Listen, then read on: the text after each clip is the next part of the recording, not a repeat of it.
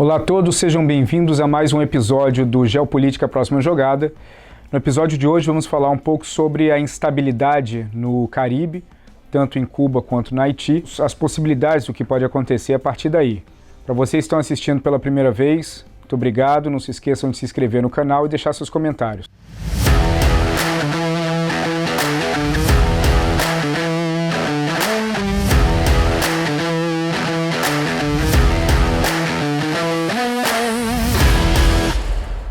Ao longo da última semana, nós vimos em Cuba um dos maiores protestos das últimas décadas. O último protesto relevante que tinha acontecido na ilha foi em 1994 e desde então todas as tentativas por alguns grupos dissidentes e algumas organizações internas de protestar, elas eram fortemente contidas pelas forças policiais do governo cubano. Agora, nessa última semana isso não foi possível. A inteligência cubana, que ela é considerada uma das melhores do mundo, mais eficientes, ela não conseguiu antever e prever os protestos que ocorreram, que acabaram surgindo de uma forma bastante orgânica. O ponto principal dos protestantes se dá em relação à ausência de medicamentos de Covid e também à ausência de inúmeros bens de necessidade básica, que são resultados da dificuldade econômica que Cuba já passa há décadas. É interessante ver que, ao longo desses protestos que se espalharam por toda a ilha, mas com uma concentração bem grande em Havana, o governo ele ficou chocado, ele mal sabia reagir. A resposta imediata acabou sendo a agressividade. Existem até vídeos, por exemplo, de pessoas em Cuba que estavam gravando entrevistas durante os protestos e ao vivo para canais de televisão de toda a América Latina, e no ar foram presos por agentes à paisana do governo cubano. Desde domingo, essas manifestações elas acabaram parando. O governo cubano ele cortou todo o acesso à internet no país. Isso dificulta muito a organização orgânica de se criar novos protestos. Agora, esse é um problema que essa solução paliativa do governo cubano de segurar os protestos por meio da força, por meio do corte da internet, ele acaba sendo um problema, uma situação que não traz uma solução de curto prazo e nem mesmo de médio prazo. O problema central para Cuba é a dificuldade que a ilha tem em manter um mínimo de uma capacidade econômica que possa oferecer a seus cidadãos o básico que eles precisam para sobreviver. É importante notar que desde o fim da União Soviética, a Cuba segue ainda seguindo uma cartilha soviética do comunismo e do socialismo que tem uma dificuldade histórica, notória, de se desenvolver economicamente, principalmente pela ausência de competitividade e pela presença constante do governo para controlar os meios de produção econômica. A China, que é interessante ver, já que ela investe em inúmeros países da América Latina e do Caribe também, a China ela acabou aprendendo do ponto de vista do fracasso soviético que eles precisam ter algum tipo de abertura econômica. E por mais que a China siga sendo um estado onde o controle social seja muito forte, existe uma maior liberdade econômica do que existia nos anos 80 e principalmente nas décadas anteriores. Cuba não percebeu isso e também, mesmo que tivesse percebido, Cuba não tem um meio de produção ou recursos naturais suficientes para fazer a diferença no comércio internacional. Turismo, charuto e algumas outras coisas acabam sendo os principais veículos para movimentar a economia cubana. Mas mesmo na questão do turismo, onde investimentos espanhóis foram muito fortes durante a última década, com vários hotéis na região, a concorrência é difícil, porque o Caribe é um lugar cheio de praias paradisíacas e em países mais amigáveis para se investir em turismo do que Cuba. Ou seja, Cuba não tem algo único que os outros países não têm em relação a turismo.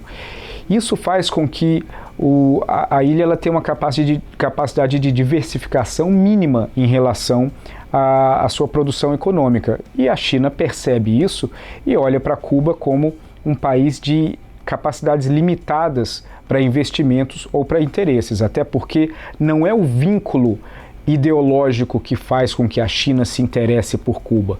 É o vínculo comercial do que Cuba pode oferecer para a China. Por isso que a China tem uma relação muito mais forte com o Brasil do que com Cuba.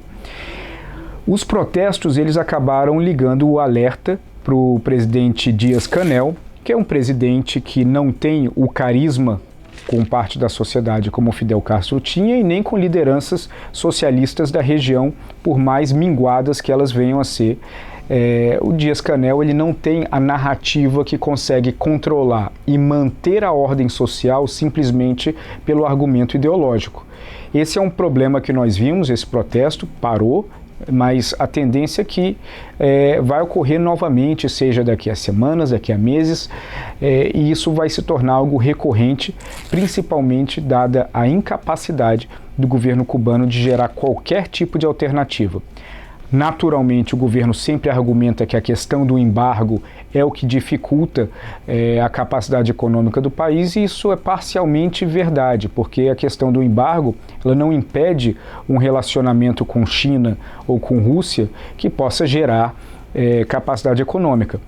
Basta olharmos a relação entre China e Irã, que foi se fortalecendo ao longo dos últimos 2 anos, e claro, o Irã tem uma produção de petróleo gigantesca, isso é de interesse estratégico para a China, mas apesar de todos os embargos, a China ela faz o intercâmbio de comprar petróleo e desemboca produtos manufaturados de necessidade básica no Irã, então acaba não faltando esse tipo de produto no país. Com Cuba, o vínculo ideológico não garante o despejo de produtos manufaturados ou de necessidade básica na ilha. Então a questão ela é muito mais sobre como que Cuba pode se reinventar para ser um país interessante economicamente, até para os países ideologicamente similares como a China. Então é importante ficar observando o que vai acontecer nas próximas semanas. Movimentando um pouquinho no Caribe, nós chegamos no Haiti, um país que está preso numa eterna crise de falta de capacidade institucional, de pobreza profunda, de instabilidade, de crime, uma presença forte de políticos corruptos, de partidos corruptos, de gangues, de mercenários, etc. Um caos. O Haiti ele encontra vários problemas estruturais internos, mas também problemas de inserção dentro da América Latina. Recentemente eu conversei com algumas lideranças da Organização dos Estados Americanos aqui em Washington e eles falavam que mesmo a CARICOM, a Organização Comercial do Caribe, ela tem uma relação péssima com o Haiti por diferenças culturais, linguísticas e a incapacidade do Haiti de se interessar em desenvolver alguma pauta que possa gerar retorno econômico para eles. Então o país ele tem um histórico de dificuldade muito profundo e nós já sabemos, com a presença das tropas brasileiras lá pela ONU, o assassinato do presidente Jovenel Moïse acabou sendo o grande assunto da semana no Caribe, claro, ao lado dos protestos em Cuba, e exemplifica ainda mais o nível de instabilidade que existe no país.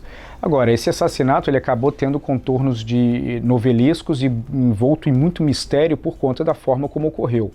Primeiro que mercenários colombianos contratados por uma firma de segurança em Miami, que é controlada por um venezuelano, a mando de um haitiano que vive na Flórida, Christophe Sanon, foram até o Haiti e conseguiram, possivelmente com uma ajuda interna, invadir o Palácio Presidencial e dar 12 tiros no Jovenel Moïse.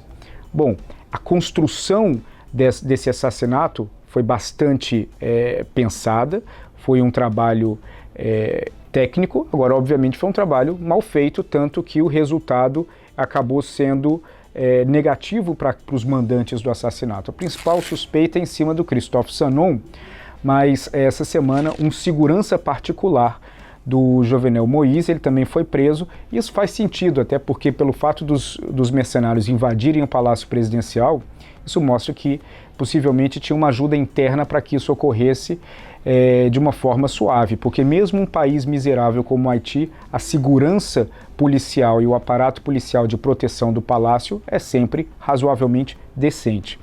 Então, esse Christophe Sanon, ele já tinha ido ao Haiti várias vezes e ele mantinha uma relação pessoal com o Moïse.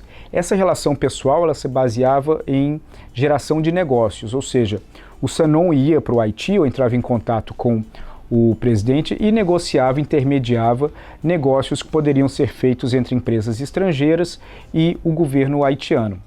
Ao mesmo tempo, ele gravava vídeos sistemáticos onde ele criticava o governo. Isso é um ponto de mistério. Por que o Moïse dava atenção para um cara que criticava o governo dessa forma?